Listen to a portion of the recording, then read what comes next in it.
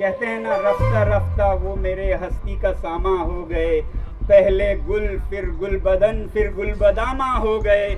People in Ladakh are not against development. They are not against even industries. All they are saying is that it should be in consultation with them. अगर लद्दाख को जो वादा किया गया था, जो आश्वासन दिया गया था, वो अगर पूरा नहीं किया जाता है तो लोगों का लोकतंत्र पर ही विश्वास उठ जाएगा. Climate activist Sonam Wangchuk joined hundreds of people from Ladakh in Delhi seeking statehood and constitutional safeguards for land, jobs and culture under the 6th schedule. Ladakh को 6th शेड्यूल देना होगा, लद्दाख को स्टेटहुड देना होगा.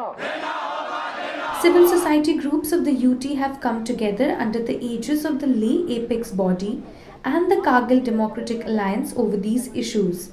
Wangchuk sat on a 5-day climate fast in Ladakh for the same demands, where he was joined by hundreds of locals on the final day. हर बार मैंने खुद देखा है पिछले 30 सालों में हमारे नेतागण जब भी मांग करते थे यूटी विद लेजिस्लेचर मांगते थे, तो ये जो हमें मिला यूटी विदाउट लेजिस्लेचर, हमने सोचा शायद वो भी आ रहा होगा, इसलिए हमने इसे एक democratic devolution of power, autonomy के रूप में देखा था कि विकेंद्रीकरण, स्थानीय लोगों को सशक्त करने की एक प्रक्रिया होगी. मगर बाद में हमें पता चला ये तो केंद्रीयकरण था. यहाँ तो जो हमारे कुछ प्रतिनिधि जाते थे जम्मू कश्मीर में, 4 MLAs और 2 शायद MLCs, वो भी समाप्त हुए, वो 0 पे पहुँच गया.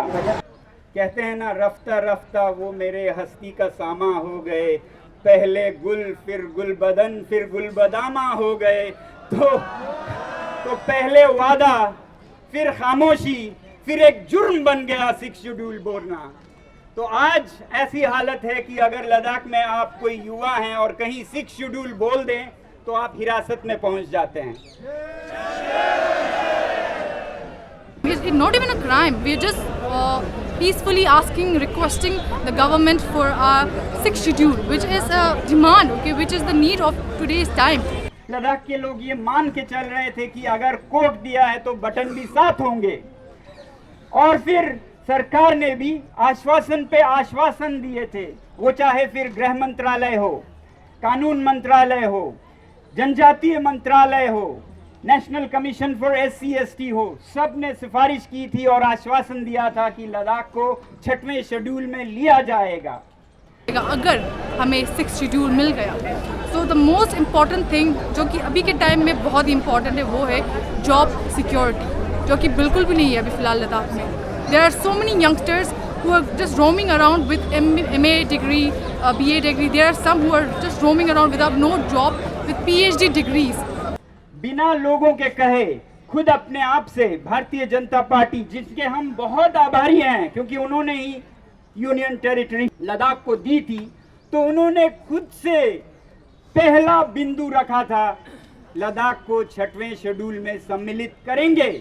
इसे हम वादा ही समझते हैं. अब ये अलग बात है कि अगर घोषणा पत्र को वो वादा मानते ही नहीं है, मैनिफेस्टो का कोई मतलब नहीं है तो वादा भी नहीं है. अगर मैनिफेस्टो का या घोषणा पत्र का मतलब है और अगले चुनावों में भी मतलब होने जा रहा है तो फिर वो वादा भी है. This peaceful protest जो कि हम कर रहे हैं for our 4-point demands. संविधान के 6ठी अनुसूची में लद्दाख को शामिल किया जाए, जॉब रिजर्वेशन और पब्लिक सर्विस कमीशन का गठन हो, और एंड में लोकसभा और राज्यसभा में सेपरेट पार्लियामेंट्री कंस्टिट्यूएंसी सीट्स हों.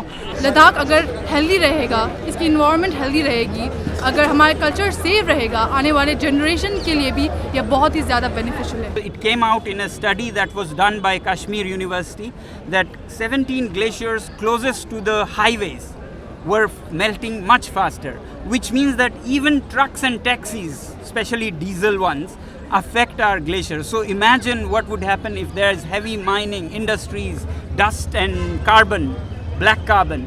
They'll be gone in no time. Whoever are interested in exploitative industries or mining, etc., are sitting on the fence and watching whether Ladakh gets safeguards under 6th schedule or domicile, which is a weaker, much weaker version, or nothing. So they are ready to pounce, I believe, depending on what we get or do not.